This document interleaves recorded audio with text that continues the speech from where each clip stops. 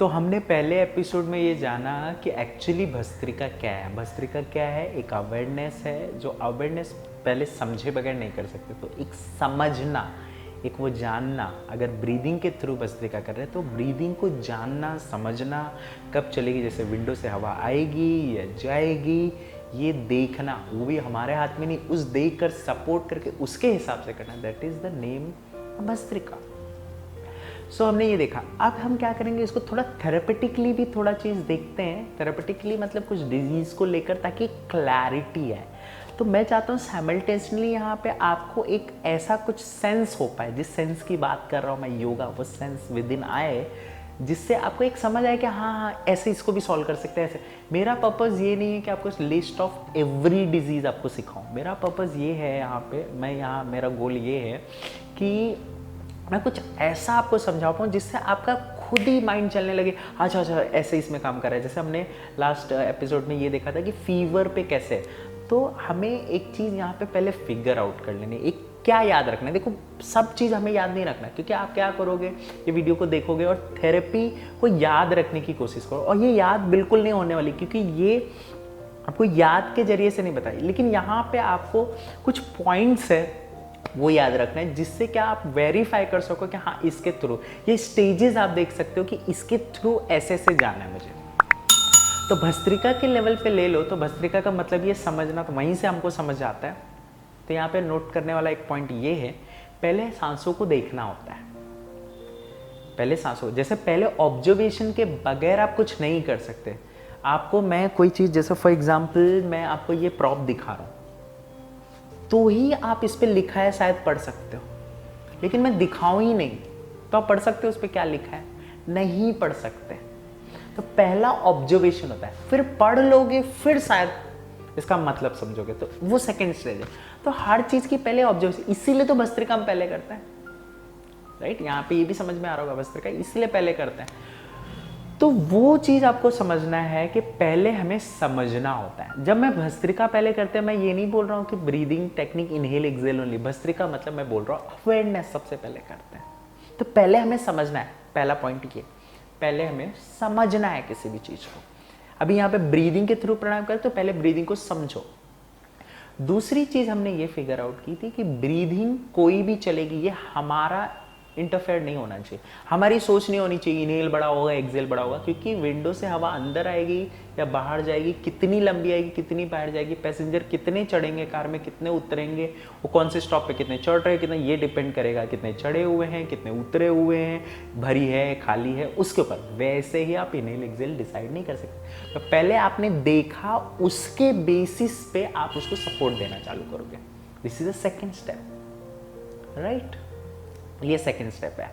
अब आपको मैंने तीसरा ये बताया था, उसको मैं पॉइंट में अगर नोट करूँ अभी फिलहाल, वो है कि हमारा दो गोल होता है। एक होता है जनरल फिटनेस को टारगेट करना होता है, एक होता है डिजीज को टारगेट करना। जनरल फिटनेस है तो आपको क्या करना है, जनरल फिटनेस में ये होगा कि आपको कैसा लग रहा है, अच्छा लग रहा है, अच्छा लगने लगा तो वो उधर से रिदम जैसे ले लोगे। जैसे फॉर एग्जांपल आपने देखा कि इनहेल बड़ी है, इनहेल को सपोर्ट करना चालू करे, तो इनहेल को सपोर्ट करने से एक्सेल पे बड़ी होने लगेगी, तो आपको एक ठीक ठाक बैलेंस लगने लगेगा, चल जाओगे। लेकिन अगर डिजीज़ है तब आपका गोल हो जाएगा, जैसे हाई बीपी है तो आपको गोल हो जाएगा कि एक्सेलेशन पे आना है। शायद इनहेलेशन चल रही होगी तो तब तक करना पड़ेगा जब तक एक्सेलेशन बढ़ा।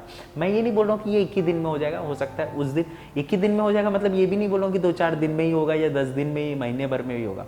ब्रीदिंग कहीं ना कहीं उस समय हाई बीपी उस समय का तो सॉल्व हो जाएगा, राइट? तो क्योरिंग का मतलब ये नहीं समझना कि 10 दिन के बाद या महीने के बाद ही वो ब्रीदिंग पे पहुंचेंगे। ब्रीदिंग उस समय, तो हाई बीपी क्या होता है, आता है बीच बीच में, चला जाता है, तो अगर उस मेंटेनेंस को ज़्यादा देर रखेंगे तो हो जाएगा। तो वो हर मिनट आप उसको बैलेंस कर सकते हो। जैसे कमरा है, गर्म हो गया, गर्म हो गया तो उसको ठंडा कर लिया, फिर गर्म हो गया फिर ठंडा कर लिया। इसका मतलब ये नहीं कि एक ठंडा करने के लिए बहुत टाइम लगेगा, लेकिन उसको करते रहना। तो नॉस्ट्री ब्रीद इन आउट चलता रहता है, बैलेंस करते रहता है, लेकिन वो इम्बैलेंस बार बार होता रहता है, इसलिए वो एक परमानेंट डिजीज हो जाती है।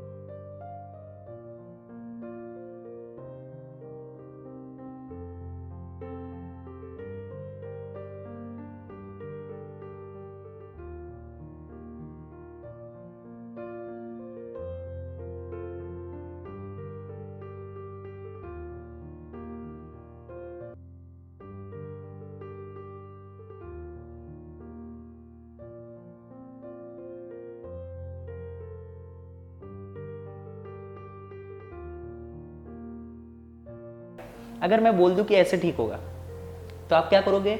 जिसका वैसे ठीक हो रहा है तो आप उसमें इंटरफेयर करोगे। आप क्या करोगे? वही वाला तरीका यूज करोगे उनके में, लेकिन उनकी शरीर जो सपोर्ट कर रही है वैसा ना समझ के करना, यही तो नाम है भस्त्रिका का। तो वो समझना, उसके हिसाब से करना, ये चीज आपको अच्छे से सोचनी चाहिए। और इसको हम कंटिन्यू करते हैं नेक्स्ट एपिसोड में।